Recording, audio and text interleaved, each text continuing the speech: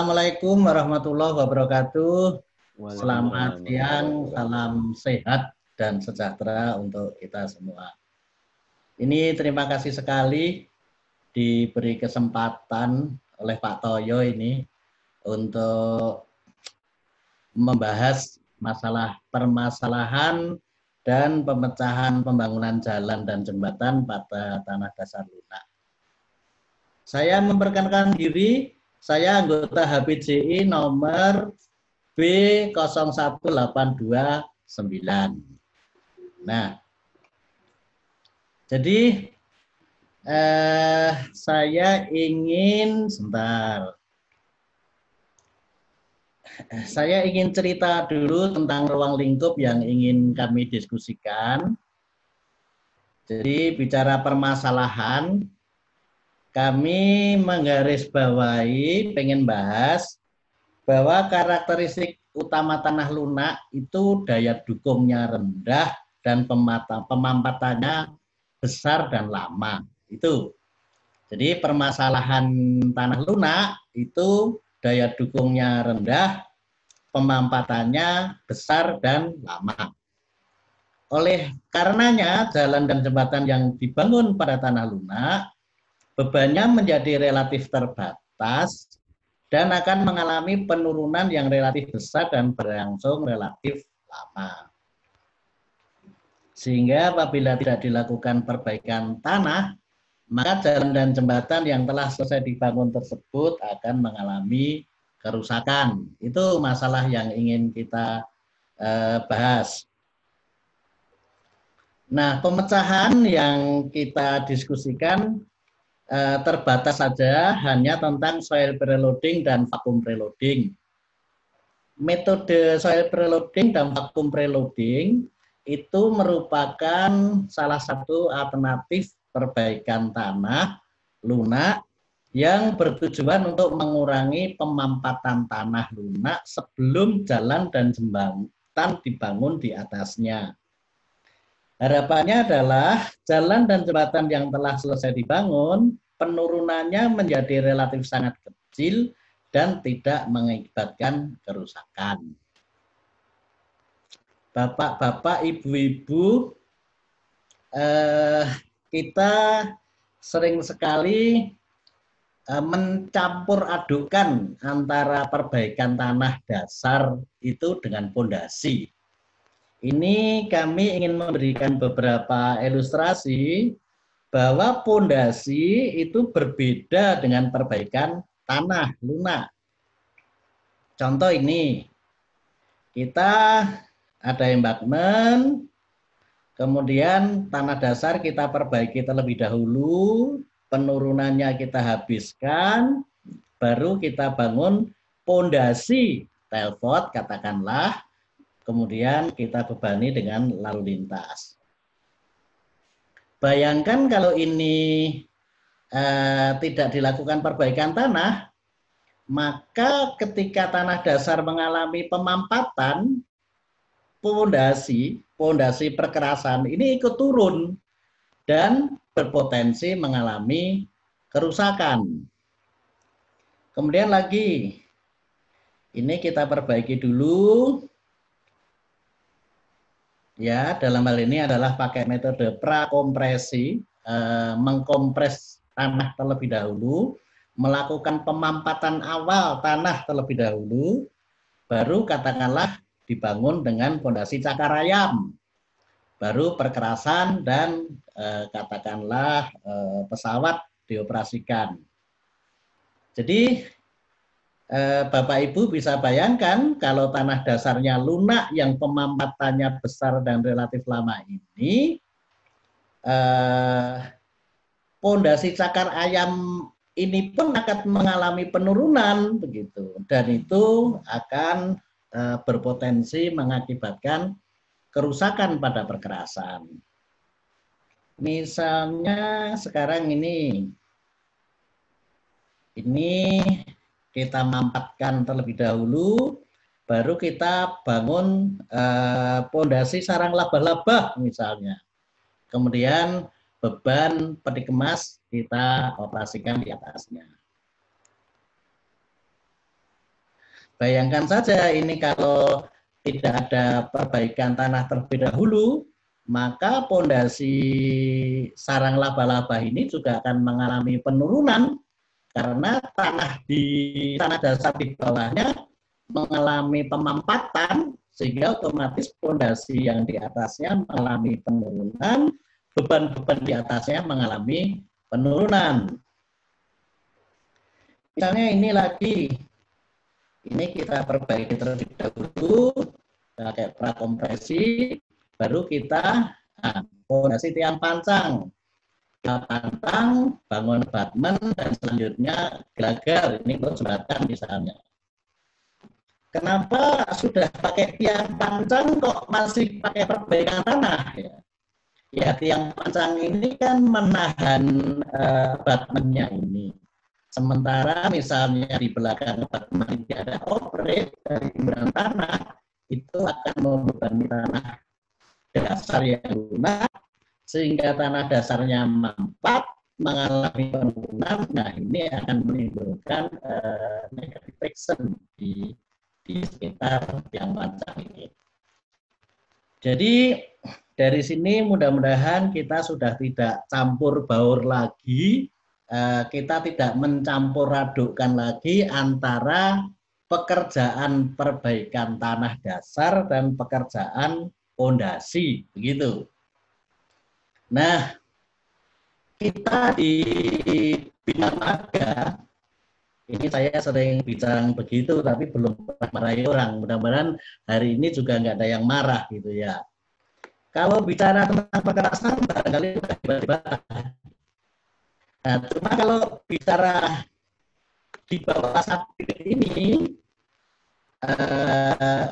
kita baru belum 5 tahun ini. Gitu.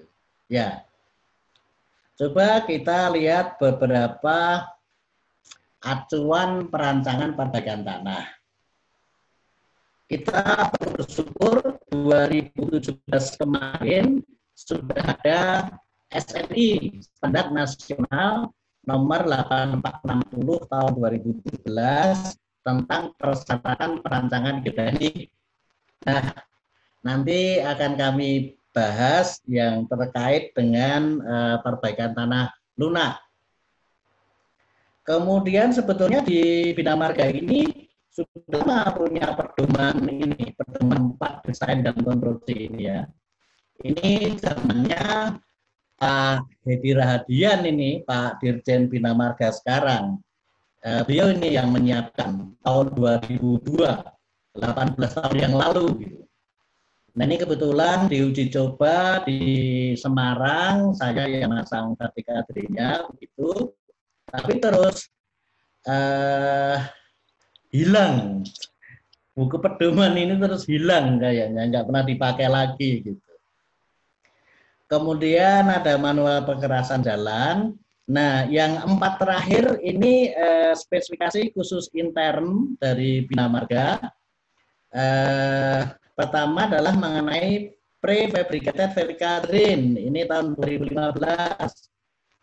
Kemudian prefabricated horizontal drain tahun 2016.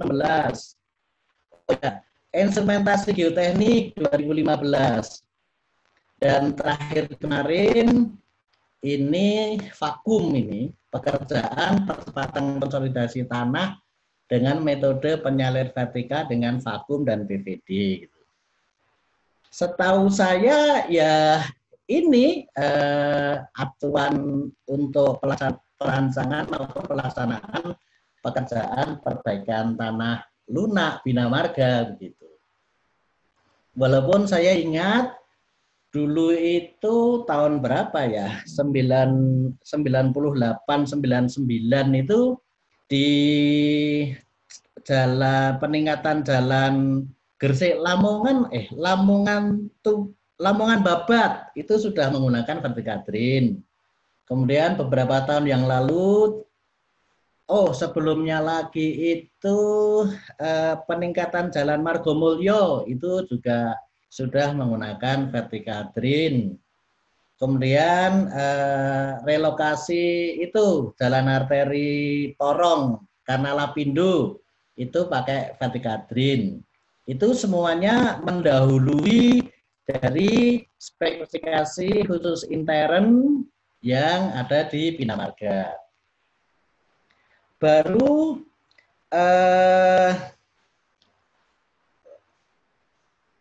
proyek jalannya Bina Marga yang mengimplementasikan spesifikasi khusus intern, terutama yang PVD 2015, instrumen geoteknik 2015, dan horizontal train di 2016, ini di jalan akses Pelabuhan Trisakti Banjarmasin. Ini benar-benar menerapkan spesifikasi khusus intern ini. Bahkan karena proyek itu, maka diterbitkan spesifikasi khusus intern penyalir horizontal prefabricated horizontal train. Kemudian saya Pak Indra Surya segera ikut menyusun ini di 2016. Kemudian untuk pekerjaan percepatan konsolidasi tanah dengan metode penyalir vertikal dengan vakum dan PVD, ya ini karena adanya pekerjaan vakum di Jalan Tol Trans Sumatera ini di ruas Palembang. Ini gambaran aja bahwa kalau bicara tentang perkerasan ke bawah, subgrid ke bawah, itu ya Bina Marga belum 5 tahun ini mempunyai beberapa pedoman. Nah, ini sebagai gambaran aja yang akan kami bicarakan nanti. Pengertian prakompresi pada tanah lunak. Jadi kalau kita melakukan pekerjaan timbunan untuk badan jalan pada tanah lunak, maka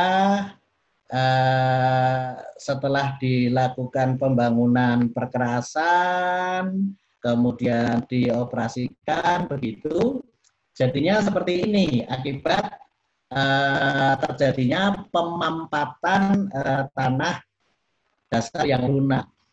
Akibat tanah dasar mengalami pemampatan, maka semua beban-beban yang berada di tanah asli, tanah dasar asli, akan mengalami penurunan, dan itu berpotensi menimbulkan kerusakan.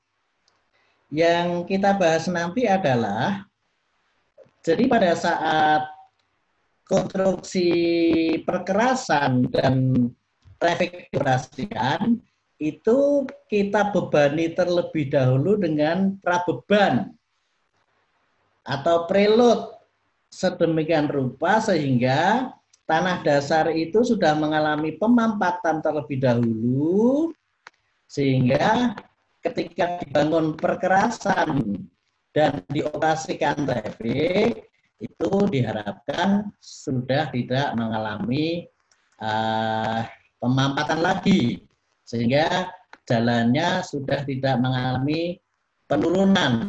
Andaikan masih ada penurunan, itu relatif sangat kecil dan masih di bawah toleransi perkerasan. Ibu Bapak, itu sebetulnya yang ingin kita bahas. Dan oh ya, prabeban ini ada bermacam-macam, ada eksternal, ada internal gitu. Intinya adalah mampu memampatkan tanah dasar yang lunak. Kemudian setelah pemampatannya dianggap cukup, baru perkerasan dibangun dan traffic dioperasikan. Salah satu prabeban atau preload yang sudah populer adalah soil preloading. Kenapa soil preloading? Ya karena timbulnya pakai tanah. Pembebanan awalnya pakai timbunan tanah. Kemudian yang satu lagi adalah pembebanan awalnya menggunakan pompa vakum. Ini adalah pompa vakum. Kira-kira dua hal itu yang akan kami bahas nanti. Namun kami masih ingat 26 Februari 2019 itu kami sudah pernah menyampaikan dalam forum ini, di bimbingan teknis ini, metode prakompresi tanah untuk perbaikan tanah dasar lunak pada pembangunan jalan di Indonesia.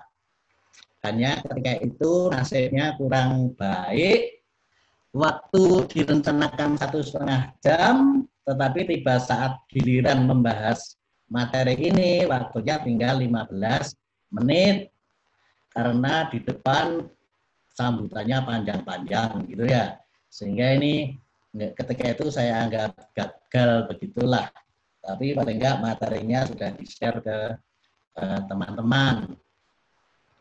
Nah, kemudian Pak Wahyu, ya, suaranya kadang-kadang ini Pak Wahyu, ngaco Pak Wahyu, krok gitu, barangkali ada yang dipaskan gitu barangkali. Tar. Nah, dikoreksi sejenak daripada nanti ini masalahnya masalah enak ini masalah. Ini masalah yang bagus sekali. Nah, bentar. Sekarang sudah jelas? Nah, jelas ini jelas sekali dah. Sip. Oh, kurang dekat toh tadi itu. Lagi ngomong saiki Pak sampean. Kadangnya silakan Pak. Nah, tanggal 15 Agustus 2019 di forum yang sama di BIMTEK DPD HPCI Jawa Timur, ini kami khusus membahas instrumen geoteknik. Bahkan pada saat itu kami demonstrasikan beberapa instrumen geoteknik di depan peserta. Jadi saya kira soal instrumen nanti nggak usah dibahas lagi gitu. Nah, sekarang permasalahannya kalau kita punya beberapa blueprint jalan itu sebetulnya anggota HPCI itu bisa ngatasi enggak sih Pak Toyo? Iya. Bagian tanah ke atas saja HPCI. Oh gitu. Oh jadi yang subgrade ke atas miliknya HPCI, subgrade ke bawah miliknya Hati gitu ya kira-kira. Kira-kira kayak gitu. Khususnya Geosindo ya. Ya. Coba ya kalau kita ini saya barusan tadi download dari si Bima itu ya. Tahun 2004,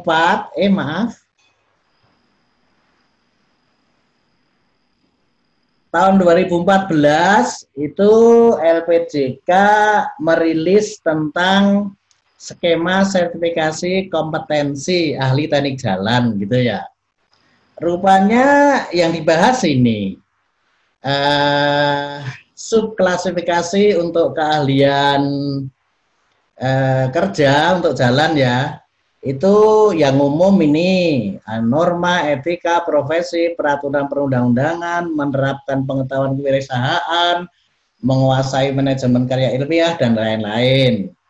Nah, kalau untuk SKA muda HPJI ini menguasai pelaksanaan perencanaan jalan dengan tingkat kesulitan sederhana hingga agak rumit, menguasai pelaksanaan pekerjaan jalan yang bersifat sederhana dan umum, menguasai pelaksanaan pengawasan pekerjaan jalan dengan tingkat kesulitan sederhana dan umum. Kalau madya seperti ini, kalau utama seperti ini, begitu ya, bahasanya bahasa umum-umum begitu.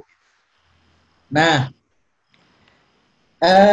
2020 kemarin bulan Juni itu di forum yang sama di bimbingan teknis ini kami menyampaikan materi tentang sertifikasi kompetensi kerja keahlian teknik jalan dan jembatan. Ya, di situ kami perkenalkan SKKNI bidang teknik jalan.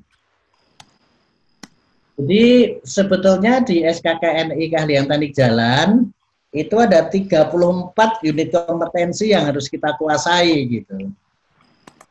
Kalau bicara geoteknik, ya di 8 ini melaksanakan pekerjaan rekayasa geoteknik. Gitu. Coba kita lihat sama-sama ya, unit kompetensi melaksanakan pekerjaan rekayasa geoteknik.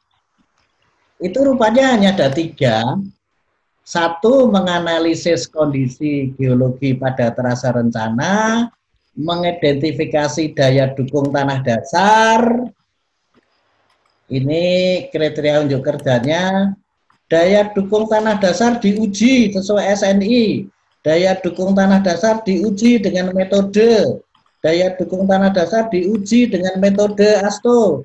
Daya dukung tanah dasar diuji gitu ya. Kemudian nomor 3 itu menentukan perbaikan daya dukung tanah dasar. Gimana caranya menentukan perbaikan daya dukung tanah dasar? Rupanya di SKKNI disebut tentang perhitungan konsistensi tanah dilakukan sesuai prosedur. Jenis tanah ditentukan sesuai prosedur.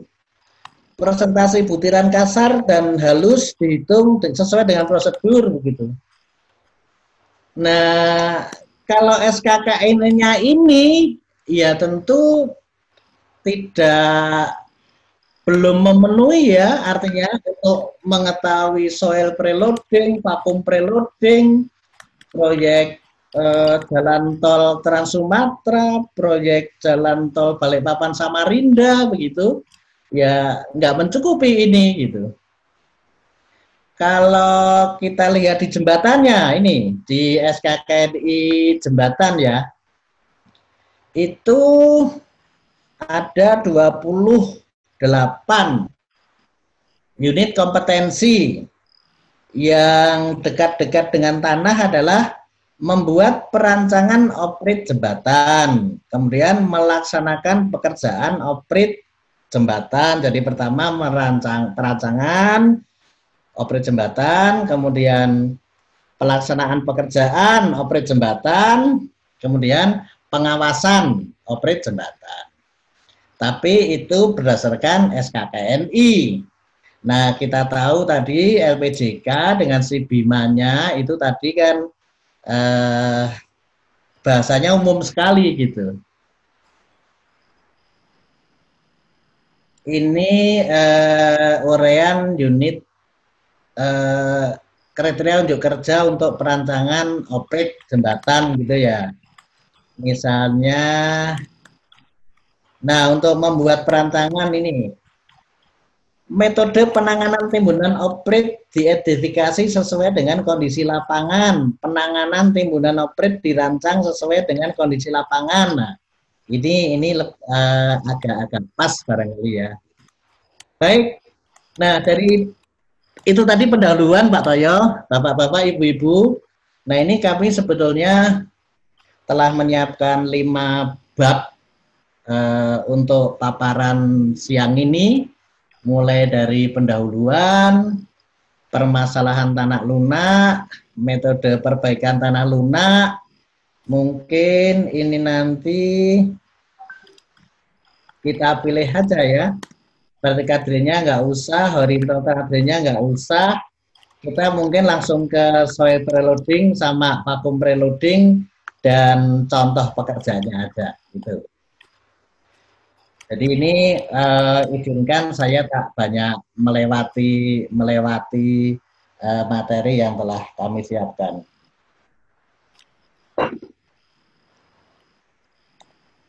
Jadi nggak usah. Nah, masalah pembangunan pada tanah lunak itu karena daya dukungnya rendah, maka kita sulit sekali nimbun. Garis merah ini sulit tercapai kalau tanpa perbaikan tanah, karena begitu tinggi timbunan melewati tinggi kritisnya, dan tinggi kritisnya itu relatif rendah, itu mengalami longsor-longsor begitu. Akibat, disebabkan karena daya dukung yang rendah. Kemudian penurunannya besar dan lama, sehingga badan-badan jalan itu selalu mengalami penurunan dalam penurunan yang relatif besar dan berlangsung relatif lama. Sehingga elevasi yang kita rencanakan ini tidak pernah tercapai karena timbunannya mengalami penurunan terus-menerus. Nah, kemudian bangunan sekitar proyek itu berpotensi terganggu. Mula-mula kita punya tower-tower yang lurus, tegak, seat pile yang tegak, dasar-dasar sungai yang cukup aman untuk mengalirkan debit air.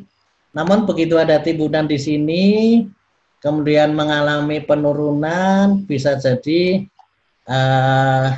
tower-tower pada miring, seat pile miring, dan dasar-dasar sungai, dasar danau, dasar sawah pada naik gitu. Berikut ini kami ingin tunjukkan beberapa foto permasalahan tanah lunak gitu. Foto ini hampir pada setiap kesempatan kami presentasi kami tunjukkan, tujuannya bahwa kami ingin menunjukkan bahwa ini permasalahannya permasalahan tanah dasar gitu. Ini bukan masalah di perkerasannya gitu, tapi permasalahannya itu di bawah tanah, di bawah perkerasan gitu. Ini nimbun tanah di tepi laut, longsor-longsor terus, nimbun tanah di tepi sungai, melotrok terus, melotrok ke arah sungai. Ini bikin jalan tol sudah mau jadi, longsor gitu. Nah, ini bikin jembatan. Ini kan ceritanya bikin jembatannya pancang dulu, kemudian abatmen gitu. Begitu abatmen jadi dipasang gelagar gitu. Nah, baru di belakangnya sini diberi timbunan tanah. Akibat adanya beban timbunan tanah dasar yang lunak itu mampat ke bawah sehingga menghantam tiang pancang di sini. Tiang pancang miring, pecah, abatmen pecah, gelagarnya jatuh seperti ini. Kejadian ini juga pernah terjadi di jembatan Mer 2T, Kota Surabaya. Kalau ini di Sumatera Selatan. Nah, ini permasalahan klasik ya. Setiap kita naik jembatan selalu mengalami lonjakan-lonjakan begini. Ya, ini karena jembatannya ini dibangun di atas tiang pancang, tidak turun, sementara jalan pendekatnya, operate-nya dibangun dari timbunan tanah dan diletakkan begitu saja di atas tanah dasar yang lunak, sehingga tanah dasar yang lunak tadi mengalami pemampatan, timbunannya mengalami penurunan, perkerasannya ikut penurunan. Jadi ini setiap 3 bulan sekali di overlay, ini kalau di core drill gitu, tebal aspalnya bisa jadi udah 1 meteran ini. Ini juga mengakibatkan bangunan-bangunan pelengkap jembatan ikut rusak. Ini masalah penurunan perkesan jalan ya. Ini tadi jalan tol mengalami penurunan sehingga kebanjiran gitu. Bahwasannya muka air banjir maksimum di daerah situ naik itu iya, tapi juga tidak usah disangkal bahwa permukaan jalannya memang juga mengalami penurunan disebabkan tanah dasar di bawahnya mengalami pemampatan. Ini contoh ini di dekat kita, perkerasan lentur. Begitu ada pelebaran jalan di kanan kiri ada beban, ini pada retak begitu, ini retak-retak begini. Demikian juga untuk perkerasan kaku, rigid pavement juga begitu, mula-mula baik-baik saja, tapi begitu ada pelebaran di sampingnya, ini pada pecah. Nah, ini kami tunjukkan ini bukan masalah perkerasannya ya, tapi ini lebih ke tanah dasar yang lunak. Kemudian ini mula-mula lurus ini, tegak. Tapi begitu ada pelebaran di sini, ini udah pada miring-miring begini. Ini juga kerusakan utilitas jalan ya. Saluran-saluran, gorong-gorong pada retak rusak. Kalau dulu bangun jalan itu kan seperti gorong-gorong ini saluran air dulu kan dibangun duluan ya, baru timbunan tanah badan jalan dibangun belakangan kemudian diaspal. Kalau di atas tanah lunak hal itu tidak bisa dilakukan, tetapi tanah lunaknya harus diberesi terlebih dahulu baru bangunan-bangunan di atasnya dibangun. Ini dampak akibat pembangunan jalan di atas tanah lunak. Ini dampaknya rumah-rumah rusak. Nah ini juga Pak Indra Surya biasanya ini.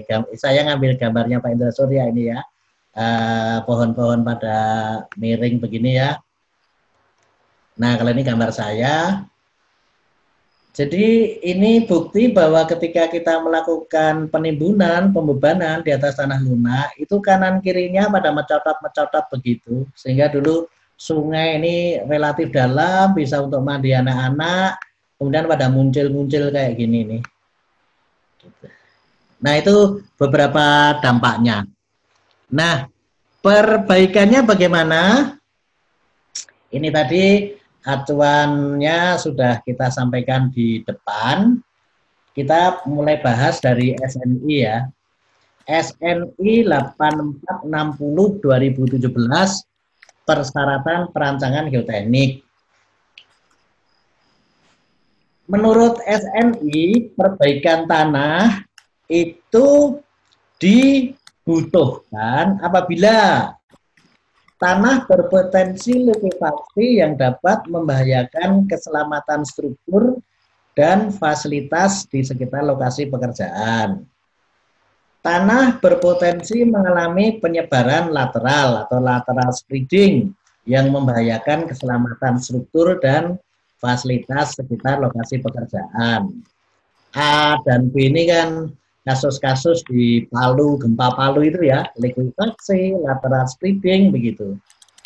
Nah, di kita adalah di C, terdapat potensi perbedaan penurunan yang sangat besar antara struktur yang berdiri di atas fondasi dalam dan tanah di sekitar lokasi pekerjaan.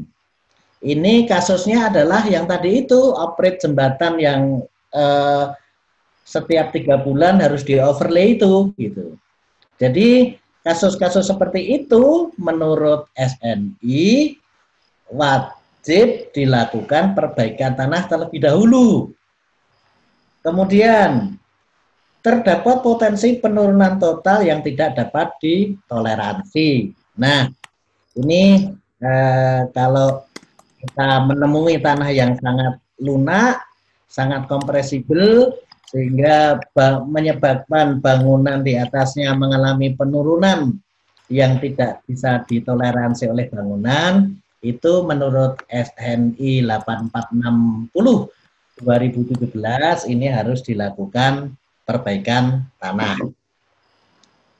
Bentar, ngantuk. Suaranya masih jelas Pak Tayo? Masih Pak Wahyu. Baik. Rokok apa-apa? Nah, narasumber kan bebas. Orang koncone kok. Nah, SNI ini nih, saya ini promosi SNI ya. Walaupun ini sudah sejak 3 tahun yang lalu. Kita dulu waktu kuliah sih SNI kayu, SNI ngerancang kayu pakai SNI, ngerancang beton pakai SNI, ngerancang baja pakai SNI gitu ya. Tapi zaman sekolah saya dulu ngerancang pondasi nggak pakai SNI, wong belum ada SNI-nya. Makanya ini saya sering kesempatan ini saya gunakan untuk promosi SNI gitu. Terakhir kemarin tuh saya dapat buku perbaikan tanah dari salah satu perguruan tinggi. Bukunya bagus gitu ya. Tapi tidak ada yang mengacu ke SNI begitu. Wah, ini andaikan saja buku itu ditulis dan mengacu SNI, alangkah bagusnya begitu. Nah, jadi menurut SNI 8460 2017, setiap mau memilih metode perbaikan tanah yang mana yang akan kita gunakan, itu kita harus melakukan geoteknik pendahuluan. Penyelidikan geoteknik pendahuluan. Syaratnya adalah setiap 100 meter kali 100 meter atau 10.000 meter persegi atau 1 hektar, itu paling enggak ada 1 titik uji sondir. Kemudian ada 1 titik SPT, uji SPT. Kemudian ada tes laboratorium.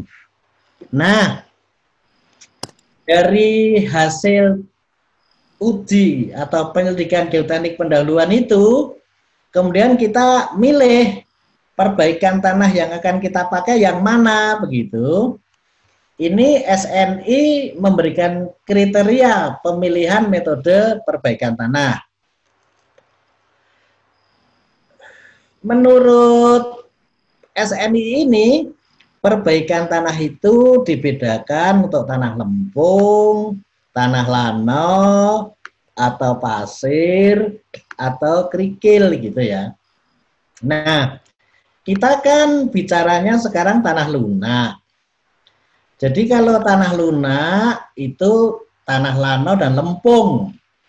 Itu perbaikan tanahnya adalah dengan stone column, dengan konsolidasi dinamik dan PVD, dengan dinamik replacement, dengan prakompresi, dengan PVD, dengan vakum freeloading. Ya pokoknya untuk inilah di atas lano dan lempung ini.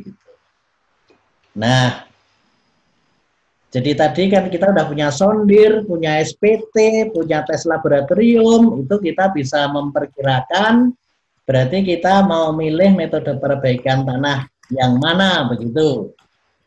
Cenderung lempung apa cenderung lano gitu ya. Nah, setelah kita pilih, maka sebelum membuat detail desain, kita harus melakukan penyelidikan tanah lagi. Nah, ini baru bagi kita ini. SNI 8460 2017 itu mensyaratkan jumlah minimum titik penyelidikan tanah. Ini yang dulu belum ada ini. Jadi sekarang sudah jelas. Kalau struktur memanjang, misalnya jalan rel, maka antara 50 sampai 200 meter itu harus ada 1 titik penyelidikan tanah.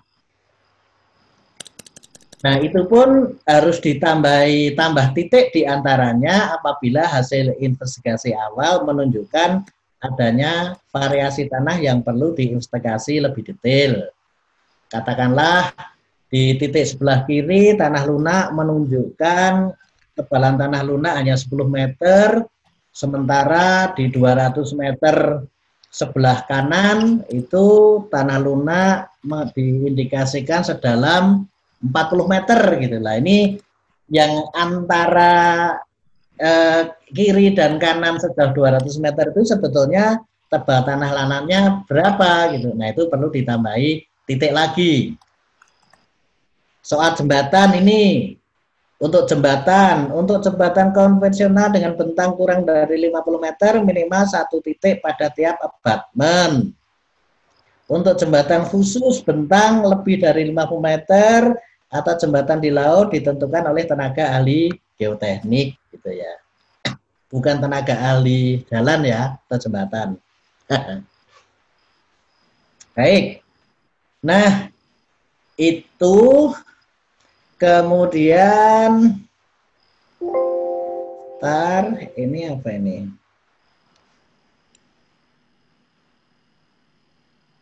Ntar saya tak vertikalnya gini, nggak usah. Kita masuk aja ke prakompresi.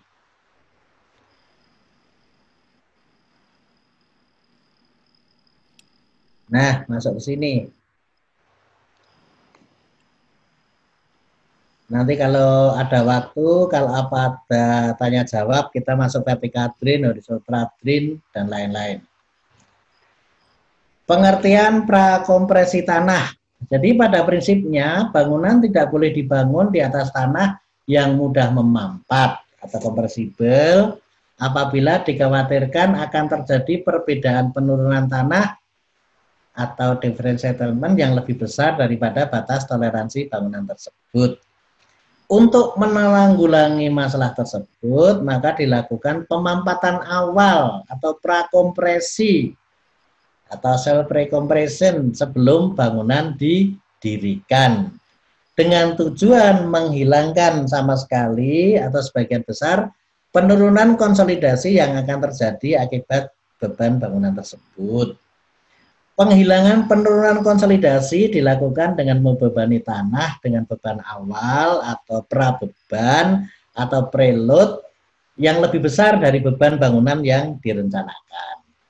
Jadi seperti ini tadi yang sudah kami sampaikan.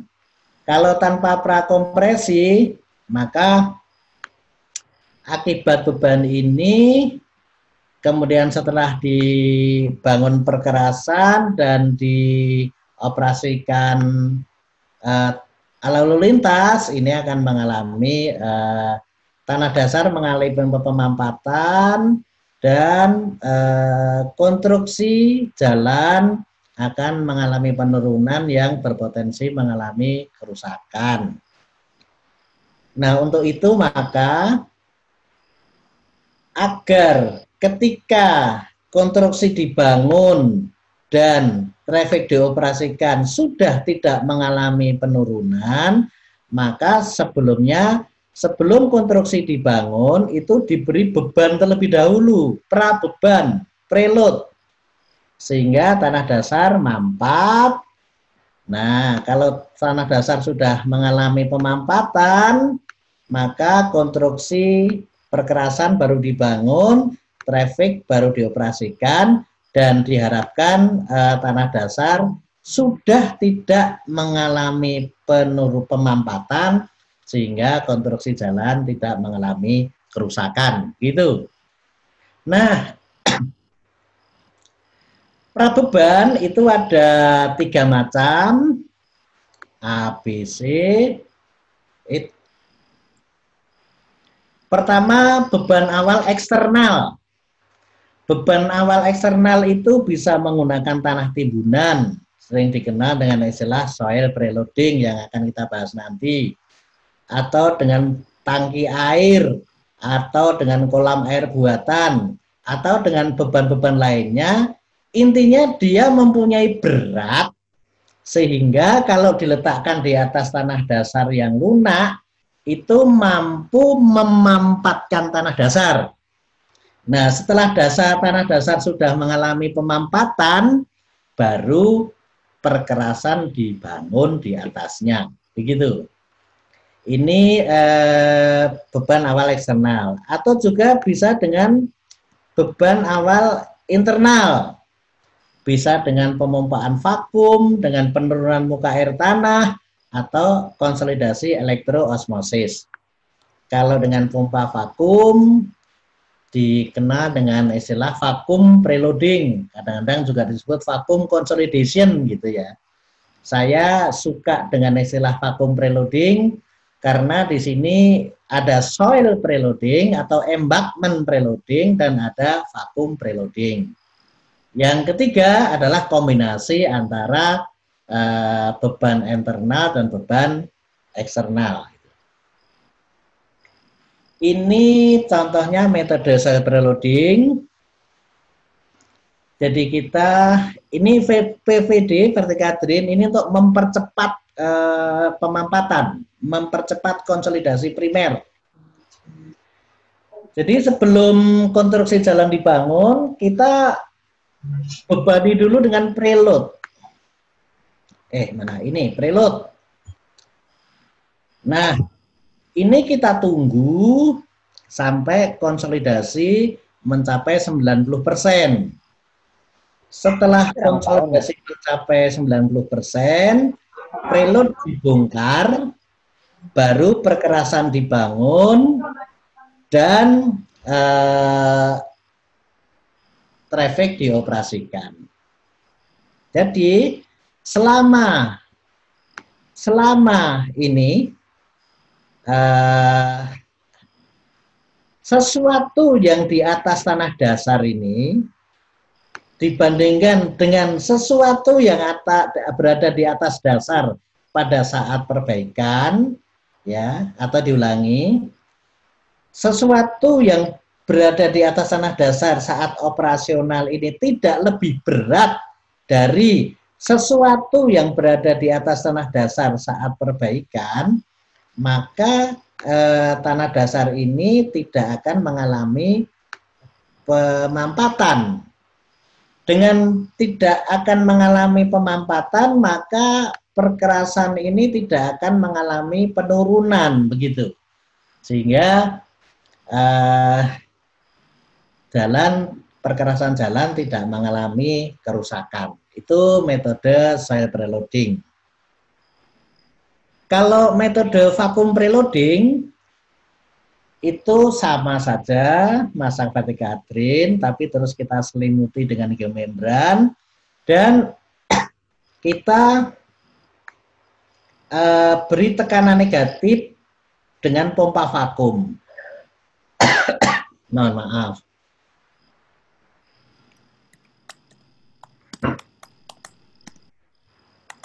Pompa vakum itu di seluruh dunia sama 100 kPa. Itu di pompanya. Kemudian dari pompa vakum itu kita pakai pipa-pipa dan dimasukkan ke dalam tanah. Tentu ada kehilangan tekanan dari pompa ke tanah. Kehilangan yang diizinkan itu 20%. Berarti vakum yang efektif di tanah itu tinggal 80 persennya atau 80 kPa. 80 kPa itu sama dengan 8 ton per meter persegi. Apabila kita punya tanah, berat isi tanah dengan berat isi 1,6 ton per meter kubik, maka 8 ton per meter persegi itu setara dengan timbunan tanah setinggi 5 meter. Oleh sebab itu, tekanan negatif vakum 80 kPa atau tekanan negatif vakum 8 ton per meter persegi itu sering dikatakan setara dengan tanah timbunan setinggi 5 meter. Nah, kita pompa terus dan kita tunggu sampai konsolidasi mencapai 90%. Setelah konsolidasi mencapai 90%, maka pompa vakum kita matikan. Jadi mematikan pompa vakum 80 kPa itu sama saja dengan membongkar timbunan 5 meter, begitu. Nah, ini kita sudah membongkar timbunan 5 meter, kemudian kita bangun subgrid, perkerasan, dan traffic. Selama subgrid, perkerasan, dan ini pesawat, ini beratnya kurang dari setara 5 meter, maka diharapkan tanah di sini sudah tidak akan mengalami pemampatan karena tanah dasar ini sudah dikenakan pembebanan yang lebih berat daripada pada saat operasional. Mana tadi? Nah, kalau kembali ke awal, saya lupa cerita ya. Jadi di sini yang penting adalah berat gitu. Karena sesuatu kalau di soil preloading itu berat ya, karena sesuatu yang mampu memamatkan tanah dasar itu berat.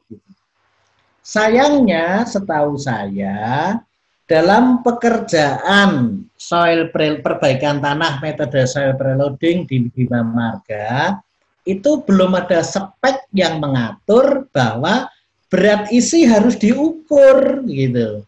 Kelihatannya belum ada gitu. Nah, misalnya di dalam perencanaan itu direncanakan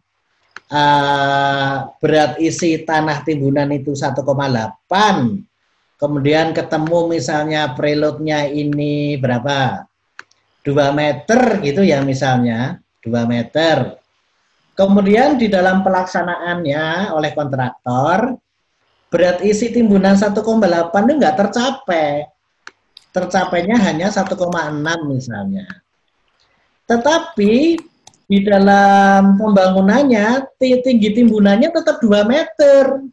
Nah, barangkali itu yang menyebabkan kenapa pembangunan jalan di atas tanah lunak yang sudah menggunakan metode sudah pakai vertical drain, sudah pakai preload, kok masih mengalami penurunan, itu kenapa? Barangkali ya ini, karena harusnya dibebani dengan prabeban 1, berarti si timbunannya 1,8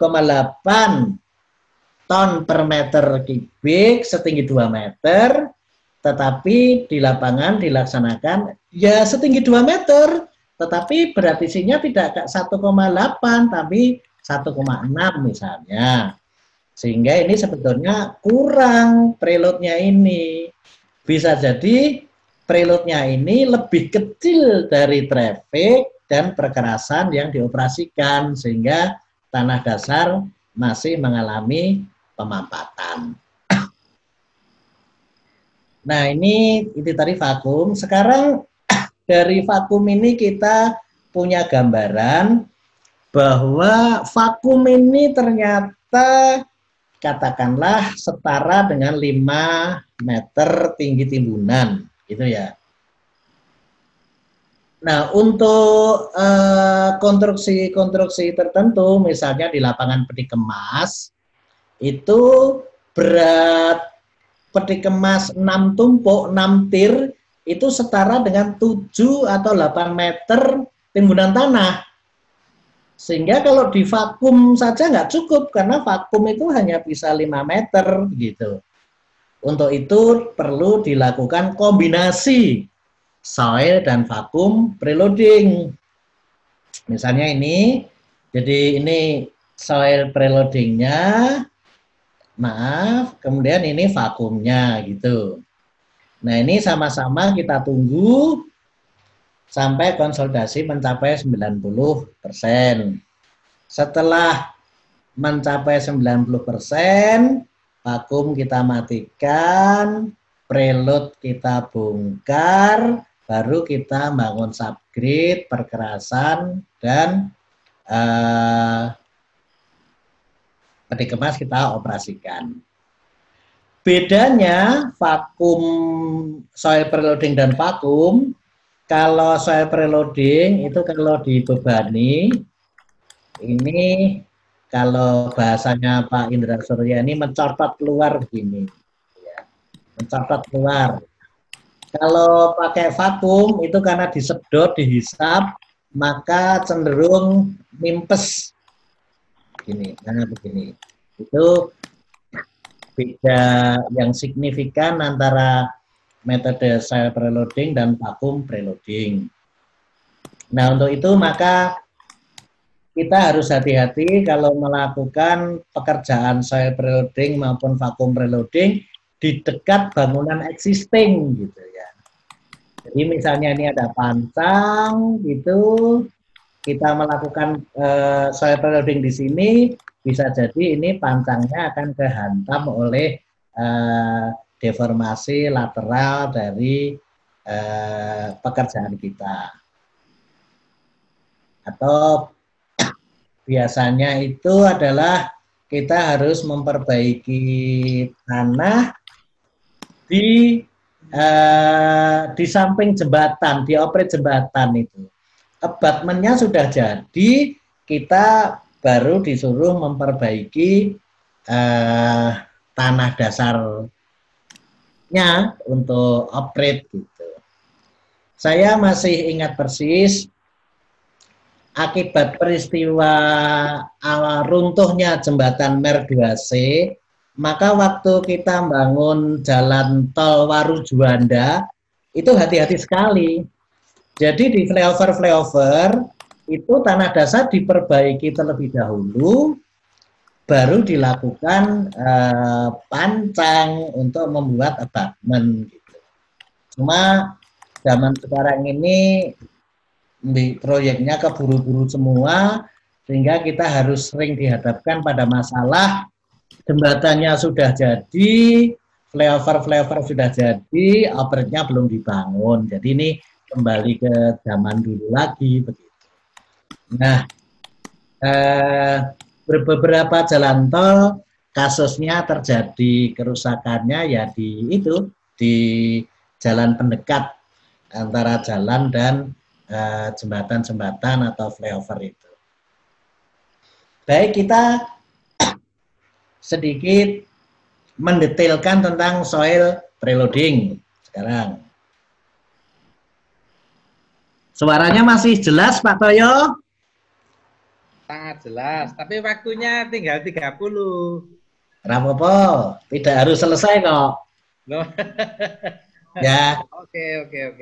Jadi menurut SNI, soil preloading itu hanya direkomendasikan untuk tanah lempung ini ya, tanah lano sampai lano kepasiran saja gitu ya.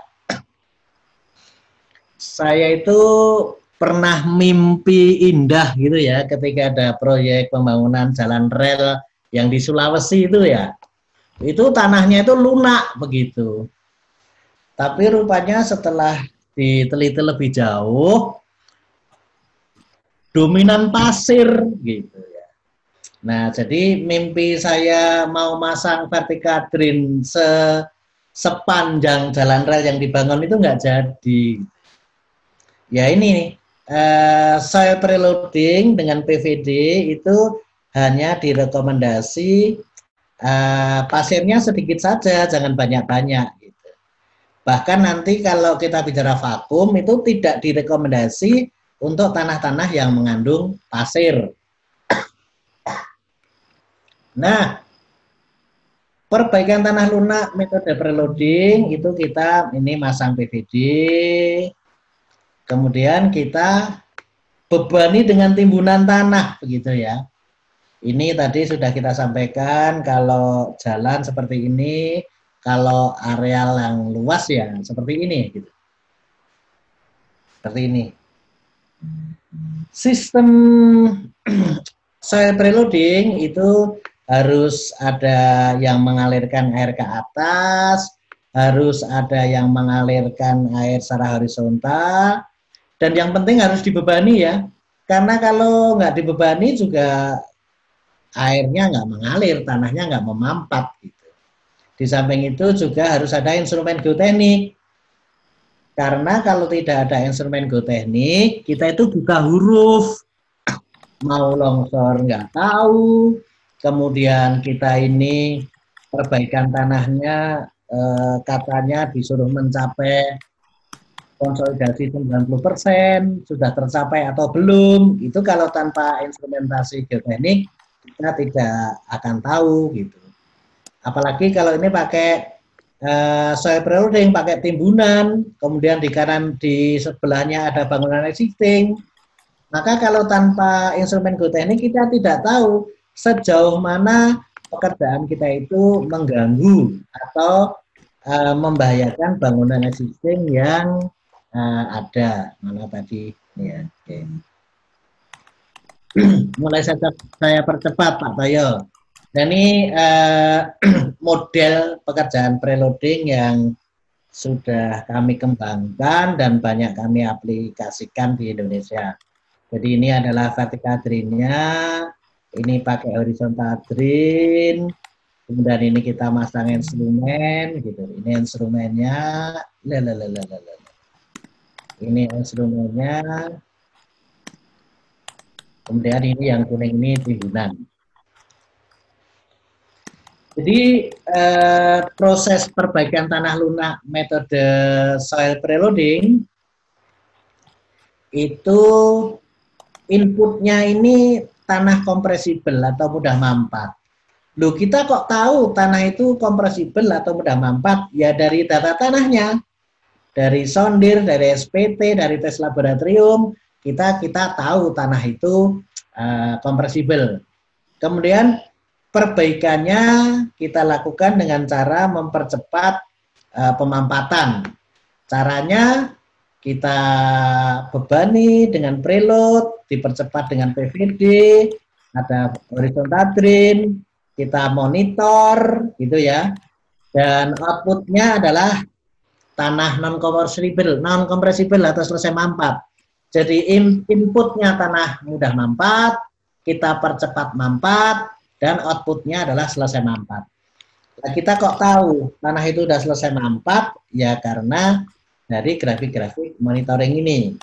Atau bila perlu pendapat ahli geoteknik, dan bila perlu lagi dilakukan tes, sehingga ada pre-tes ya sebelum perbaikan tanah dan post-tes setelah perbaikan tanah. Ini tadi sudah.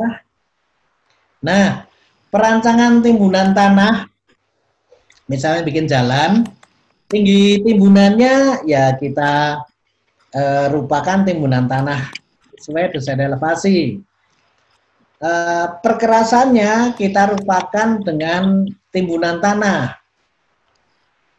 Beban trafficnya kita rupakan dengan timbunan tanah.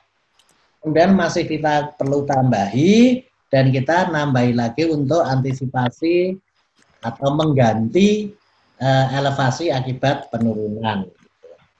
Nah,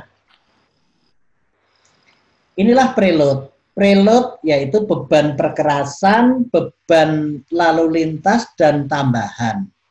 Pre itu sebelum, load itu beban. Jadi preload adalah beban yang diletakkan di atas tanah dasar, tanah asli, ya, sebelum jalan dibangun. Dan preload itu harus dibongkar, harus di-unload. Kemudian nanti preload setelah dibongkar diganti dengan beban perkerasan dan beban lalu lintas. Nah, sehingga kalau kita itu punya desain elevasi ini tinggi akhir, sebetulnya kalau untuk pekerjaan soil preloading itu kita perlu tinggi awal yang lebih tinggi, karena harus nambahi preload dan harus nambahi pengganti akibat penurunan. Jadi pertama-tama kita harus tahu tebal embankment terlebih dahulu ya. Nah, ini. Misalnya STA, existing ground-nya sekian, finish grade sekian, kemudian finish grade dikurangi tebal perkerasan sekian, kemudian antara existing ground dan finish subgrade itulah tebal embankment. Jadi pertama-tama kita tahu bahwa kita itu akan memperbaiki tanah dengan tinggi timbunan setebal D ini, tebal embankment. Kemudian perkerasannya kita hitung beratnya, ini misalnya konkrit, land konkrit, drainase vertikal, ya ketemu beratnya adalah sekian. Beban lalu lintasnya kita pakai jalan kelas 1, jadi 15 kPa, ini kita anggap beban merata dan didistribusikan melalui timbunan, sehingga yang efektif dirasakan oleh tanah dasar adalah ini. Sehingga kita paham bahwa beban lalu lintas itu, maaf, semakin tinggi timbunan, semakin timbunannya tinggi, lalu lintas itu semakin tidak terasa oleh tanah dasar, gitu ya, karena udah didistribusikan di timbunan itu. Sehingga di sini kita punya bayangan, misalnya tinggi timbunannya 1 meter, berarti beratnya adalah ya tinggal dikalikan berat isi, berat perkerasannya sekian, ini fix gitu ya. Berat lalu lintasnya semakin timbunannya tinggi, semakin mengecil, sehingga kita sebetulnya tahu bahwa kita itu sedang merencanakan beban sebesar ini di atas tanah dasar yang lunak gitu. Nah, dari berbagai laporan hasil laboratorium, akhirnya kita punya data seperti itu. Ini penting, data C dari hasil tes konsolidasi, data CV, N0, ini penting untuk membuat rancangan perbaikan.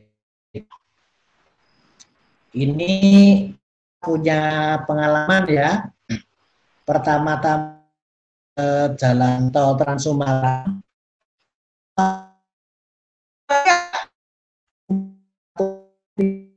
ya.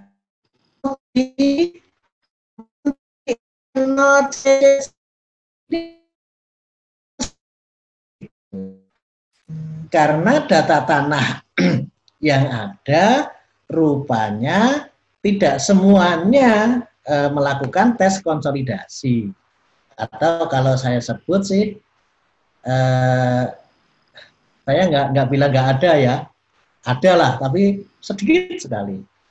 Ya kami menduga pada saat itu konsultan perencananya itu melakukan penyelidikan tanah dasar, orientasinya bukan untuk perbaikan tanah, tapi orientasinya adalah untuk desain jembatan dan desain gorong-gorong begitu. Tidak punya orientasi untuk melakukan perbaikan tanah di bawah badan jalan. Jadi walaupun datanya banyak gitu, istilah saya itu, tapi nggak bunyi. Karena saya cari data tanah itu hanya cari CC dan CV sebetulnya untuk menghitung perbaikan tanah. Nah, dari data-data itu maka kita kalau di jalan saya senang pakai grafik seperti ini. Jadi kita tahu HR, kalau kita nimbun HR akan turun SD gitu ya. Sebentar, ini kok saya senang, kalau nyorek-nyorek repot. Pakai ini aja. Nah, ini aja enak. Jadi kalau kita nimbun HR akan turun SD. Kalau kita nimbun 5 akan turun berapa ini? 0,5 meter lebih gitu ya. Nah, kita kemudian sering berasumsi, oh, kalau ada penurunan 0,5 meter, berarti biar elevasinya tidak hilang, perlu ditambahi 0,5 meter di atasnya gitu. Tidak begitu ya, karena kalau bebannya ditambahi 0,5 meter, penurunannya tidak 0,5 meter lagi, tapi lebih dari 0,5 meter gitu. Nah, untuk itu yang lebih cocok digunakan grafik ini. Ini yang ngajari Pak Indra Surya ini. Kalau kita ingin timbunan itu HF, maka kita harus nimbun HR. Jadi rupanya kalau kita ingin nimbun menjadi 5 meter, bukan 5,5 yang kita timbunkan, tetapi ini hampir 6. Gitu. Oke. Dari dua grafik ini, dari tinggi, dari tebal timbunan tadi, beban-beban perkerasannya, maka kita bisa bikin tabel seperti ini. Berarti kalau tinggi timbunan akhir sekian, timbunan pelaksanaannya harus sekian dan estimasi penurunannya sekian gitu ya. Ini paling enak kita contoh yang STA minus nil plus 100. Jadi ini skenario pekerjaan timbunan tanah untuk STA ini ya. Ini existing ground-nya 25829.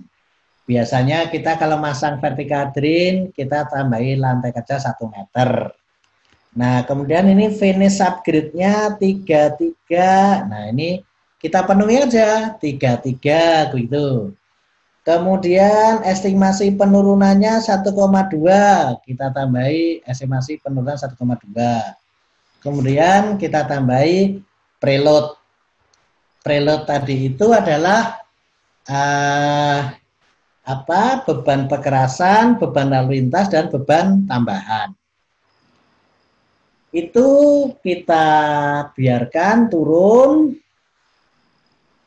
ya. Dan kalau sesuai ini dirancang turunnya ini 1,294.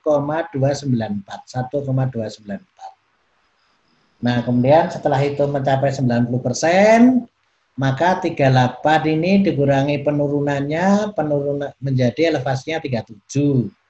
37 kemudian preload kita bongkar 33.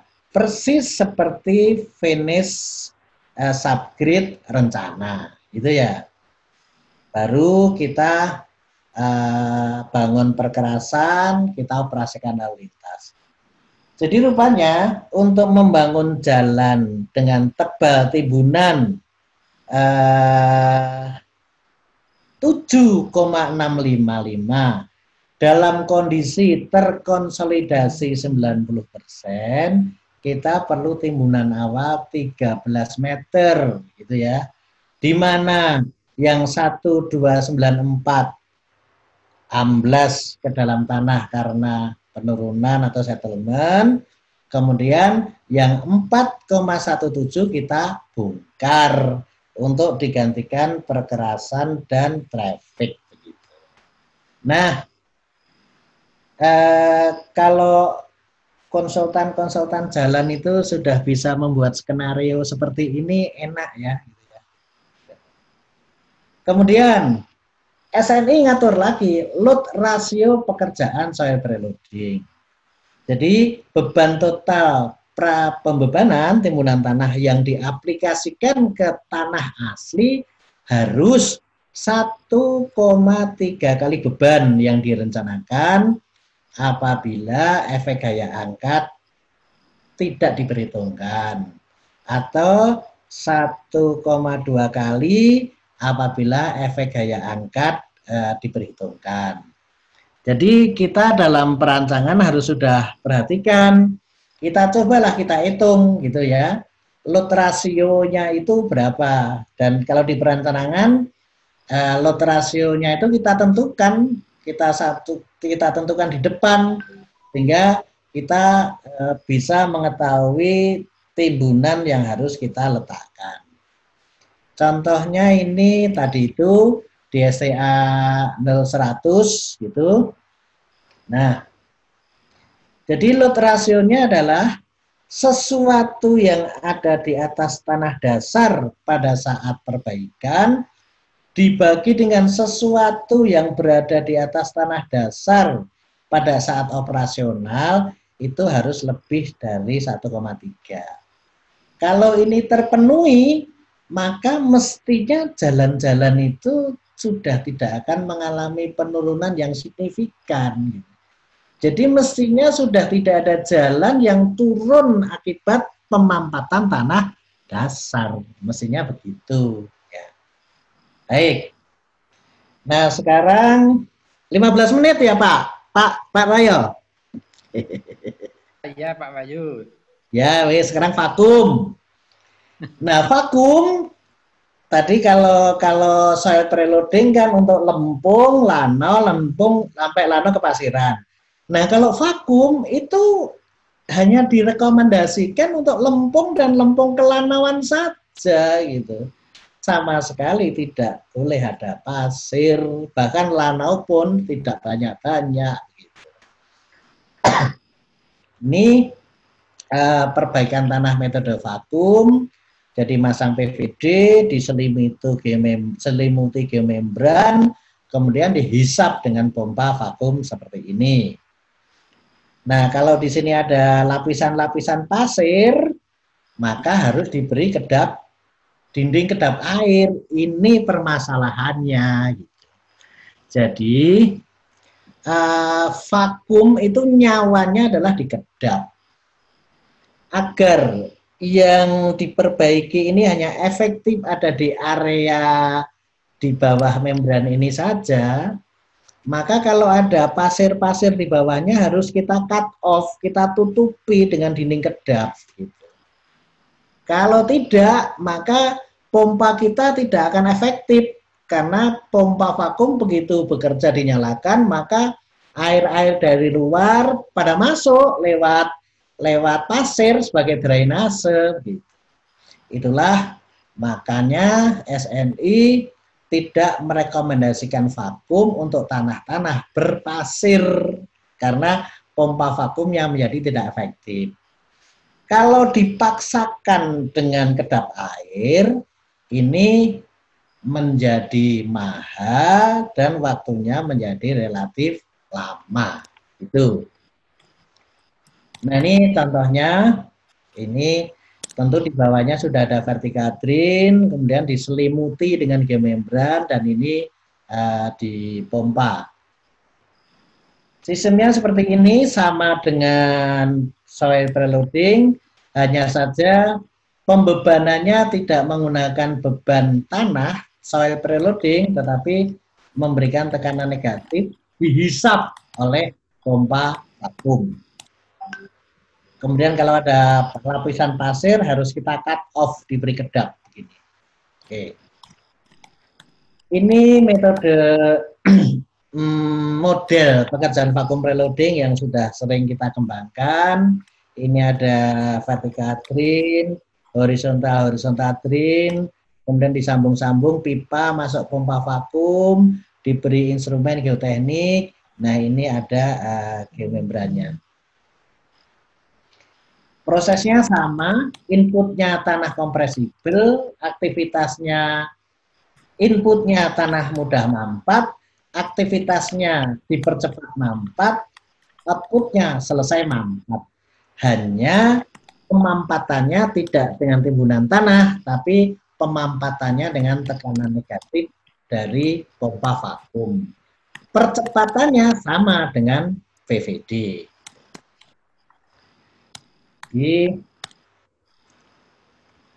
Ini tadi sudah, nah tadi 80 kPa sudah kita sampaikan.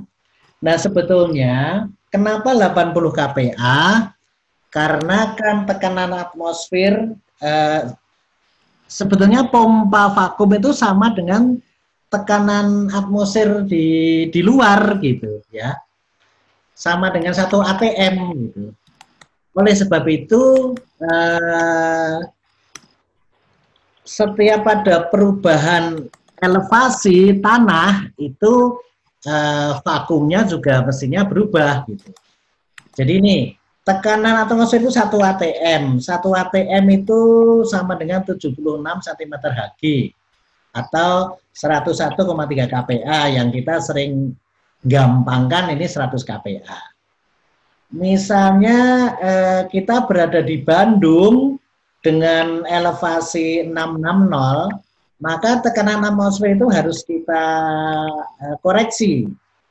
Koreksinya seperti ini, sehingga di Bandung itu tidak lagi 100 kPa di sana, tetapi 92,5 kPa. Nah, sehingga kalau ada pekerjaan vakum consolidation atau vakum preloading dan kita membolehkan kehilangan 20% tekanan pompa vakum, maka 80% kali 92 adalah 74 kPa. Makanya pekerjaan vakum itu kalau di Bandung itu tidak pernah mensyaratkan 80 kPa. Di Bandung disyaratkan 70 sampai 75 kPa begitu. Nah, ini yang juga perlu dikoreksi di speknya Bina Marga. Di speknya Bina Marga mensyaratkan vakum itu tekanannya harus mencapai 80 kPa. Gitu. Nah itu kalau diterapkan di Bandung, nggak bisa itu. Jadi mestinya bukan 80 kPa, tetapi tekanan yang disyaratkan di spek itu mestinya 80% dari tekanan atmosfer, begitu. Ya, kalau begitu kan tekanan atmosfer itu kan tidak selalu 100%. Contoh di Bandung aja 92,5. Baik. Nah, perancangan timbunannya adalah desain elevasinya sama, kemudian beban apa? Kita tambahi penurunan, kita tambah. Nah, permasalahannya kita kalau pakai vakum itu kita tidak bisa membebani tanah dengan pengen punya 50 kPa saja, pengen membebani tanah dengan 70 kPa saja, itu kita tidak bisa.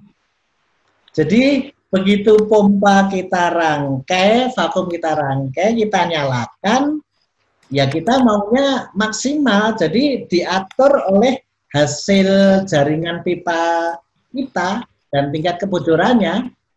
Bisa jadi keluarnya 60 kPa, bisa jadi keluarnya 70 kPa, bisa jadi keluarnya 80 kPa, begitu. Oleh sebab itu, vakum ini sebagai preload itu terkadang menjadi over, begitu. Tetapi itu menjadi baik, dengan over prabeban maka akan bisa menghilangkan konsolidasi sekundernya. Baik, jadi ini tinggi awal, tinggi akhirnya ini. Jadi kalau untuk vakum itu kebutuhan timbunan tanahnya lebih sedikit karena sudah diganti oleh setara 5 meter timbunan tadi. Ini sama dengan yang di depan tadi. Ini sama. Nah, sehingga kita akan punya tabel seperti ini. Misalnya kita ambil di STA 40125 ya. Jadi di STA 40125 itu existing ground-nya 1,7, kemudian kita pasang VVD, kita kurkup selimuti geomembran. Nah, kemudian kita vakum. Kita tunggu sampai mencapai 90%, harapannya akan turun 1,6. Nah, kalau udah begitu 90% tercapai, vakum kita matikan ya. Ini udah persis ini baru rencana ya di 792 gitu ya. Perlu kita tambah sedikit agar ditambahi 971 agar menjadi ini Venice subgrid ini 8063. Baru nah ini baru kita bangun kerusakan, traffic dioperasikan. Jadi untuk membuat jalan dengan tebal lembak 6,2 dalam kondisi 90% konsolidasi itu perlu tanah lebih sedikit. Lot rasionya sama 1,3 kalau pakai kalau efek gaya angkat tidak diperhitungkan dan 1,2 kalau efek gaya angkat diperhitungkan. Jadi seperti ini contohnya. Nah ini maka sesuatu yang membebani tanah asli saat perbaikan dibagi sesuatu yang membebani tanah asli saat operasional harus 1,3. Pak Toyo, saya ingin nambahi sedikit soal jalan tol kebanjiran, Pak ya. Silakan Pak. Ini tapi mainnya di VVD rupanya. Saya mulai dari sini aja. Nah, SNI mensyaratkan konsolidasi minimal itu 90%. Jadi kalau kita punya beban, maaf, kita punya Ini beban, kemudian kita mengalami penurunan 100%-nya di sini, kita hanya disyaratkan 90% saja. Sekarang kedalaman PVD itu juga disyaratkan oleh SNI gitu. Jadi SNI mensyaratkan masang PVD itu sampai di tanah keras atau tanah lempung teguh yang tidak lagi menimbulkan penurunan yang tidak dapat ditoleransi oleh struktur, atau masang PVD itu sampai tanah lunak di mana tegangan level tersebut lebih kecil dari 10%. Jadi ini kan tanah kita tahu sangat very soft, medium gitu ya. Kita masang PVD itu bebas-bebas saja, asal penurunan yang masih bisa terjadi itu masih dapat ditoleransi oleh bangunan yang ada di atasnya. Atau ngikuti ini, kita kan dulu punya ini distribusi tegangan. Nah ini bebannya berapa, persis di atas permukaan tanah 100%, semakin ke bawah semakin mengecil, semakin nggak terasa. Nah, ketika tinggal 10% inilah batas kedalaman PVD. Kedalaman PVD itu untuk apa? Ya, sepanjang tanah itu kalau dipasang PVD setebal lapisan tanah lunak, berarti ya setebal lapisan tanah lunak itu kita mampatkan, kita percepat pemampatannya. Tetapi kalau kita masang PVD tidak setebal lapisan tanah lunak, tidak setebal lapisan tanah kompresibel, maka masih ada pemampatan. Nah, tapi kalau secara praktis, ini teorinya Pak Indra Surya ini, jadi tanah kompresibel itu very soft sampai medium. PVD itu untuk mempercepat pemampatan tanah kompresibel. Dengan demikian maka PVD hanya dipasang di tanah kompresibel. Sehingga PVD dipasang di tanah very soft sampai medium. Nah, kita biasanya masang PVD itu sampai medium. Kalau ada SPT, kita biasanya ngambil 10. Kalau kita sondir, kita biasanya ngambil angka 40. Kalau kurang dari itu gimana? Berarti masih ada lapisan tanah yang memampat secara alami, yang itu masih menyisakan penurunan pada saat bangunan atau jalan dioperasikan. Nah ini sekarang ke panduan 4 ini. Panduan 4 itu mensyaratkan batas penurunan pada timbunan pada umumnya. Jadi untuk jalan kelas 1 itu masa konstruksi 90% tercapai. Setelah konstruksi harus kurang dari 20 mm per tahun. Jadi kira-kira begini, ini kita mesti menurunkan, memampatkan tanah dulu sampai konsentrasi 90%, baru dibangun perkerasan trafik dioperasikan. Apakah masih boleh ada penurunan? Masih, tapi kurang dari 20 mm per tahun. Kemudian menurut manual perkerasan jalan tahun 2017 itu dikatakan semua jalan nasional, provinsi, kabupaten, kota, lokal, penurunan mutlak setelah pelaksanaan perkerasan jalan itu totalnya penurunan yang diizinkan adalah 100 mm atau 10 cm.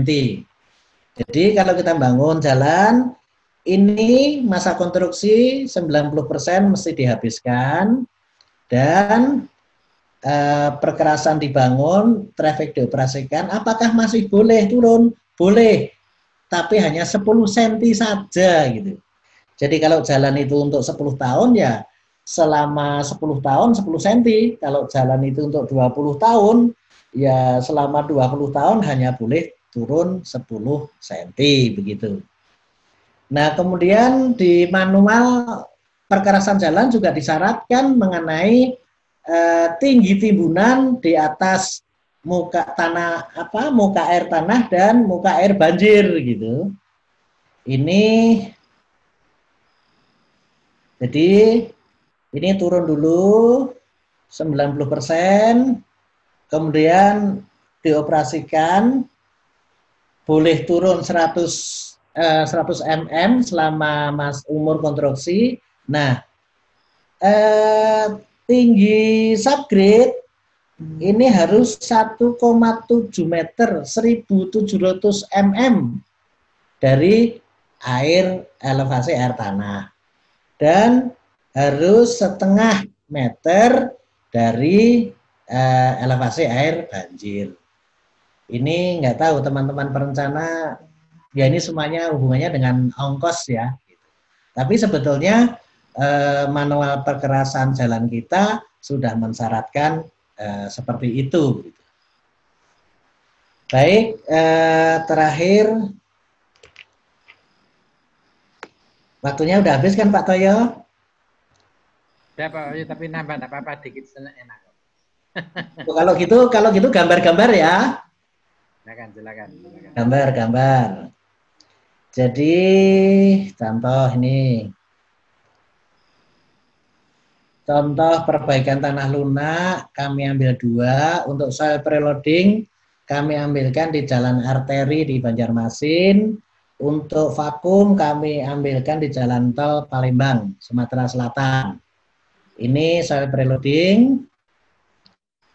Ini kondisi existing. Kemudian di stripping, gelar geotekstil, ditimbun. Tujuannya timbunan ini sebenarnya untuk lantai kerja pemasangan PVD. Pasang PVD, ini pasang PHD, kemudian ditimbun terus, dimonitor, ada settlement plate, ada pisometer, ada inclinometer, begitu. Ini dimonitor terus, ditunggu sampai konsolidasi mencapai 90%. Setelah itu preloading tadi di unloading gitu ya. Kemudian sudah mulai di aspal dan jalannya sudah jadi. Jadi ini Pak Uul yang sebelah kiri ini dulu hanya pakai geotekstil tahun 90-an nih.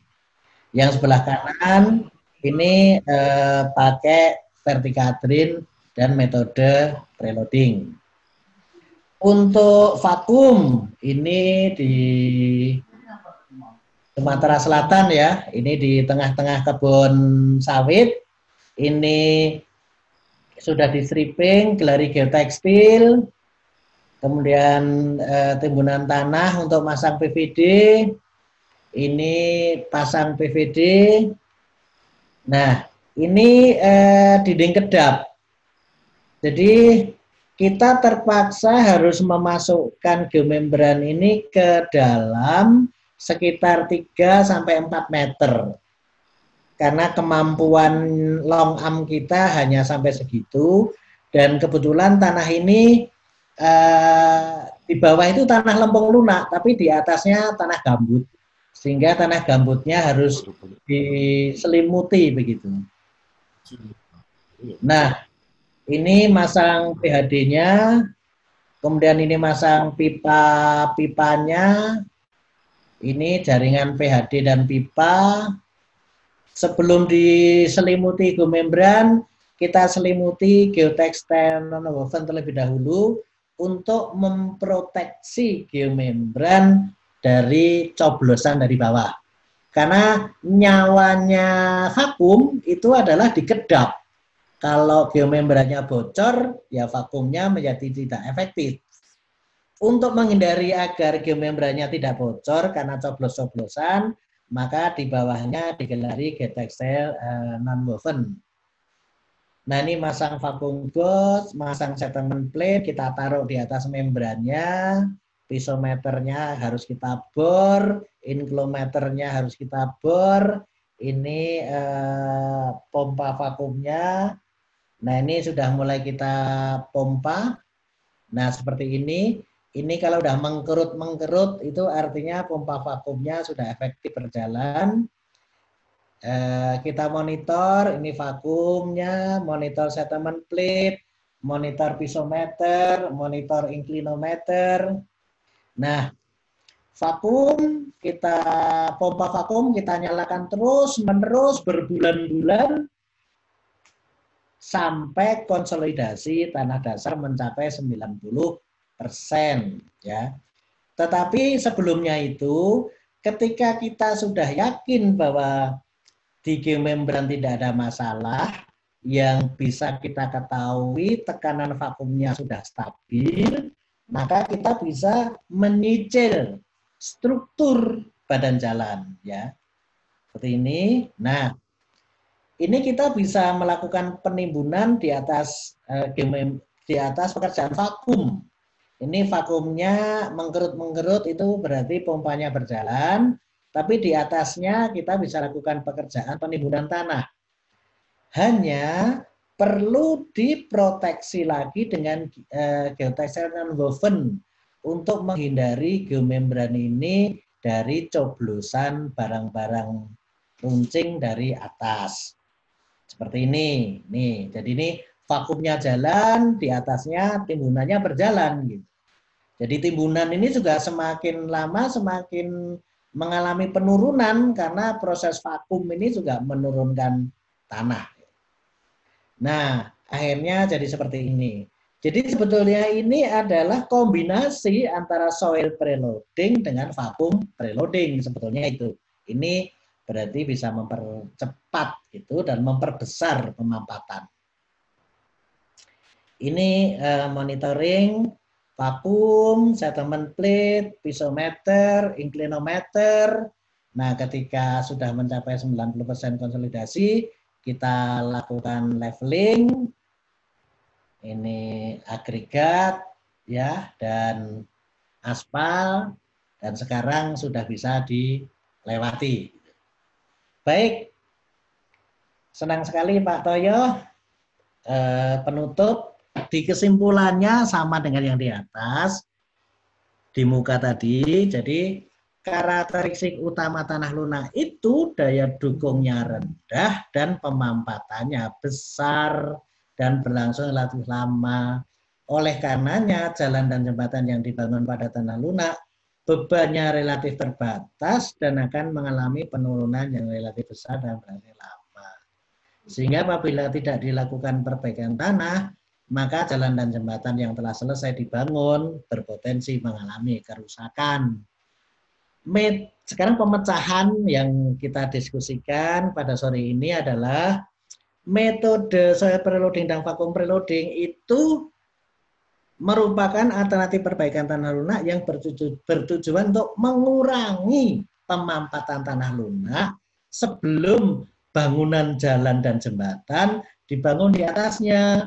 Sehingga jalan dan jembatan yang telah selesai dibangun penurunannya relatif sangat kecil dan tidak berpotensi mengakibatkan kerusakan. Itu Bapak-bapak, Ibu-ibu, sekian terima kasih. Assalamualaikum warahmatullahi wabarakatuh.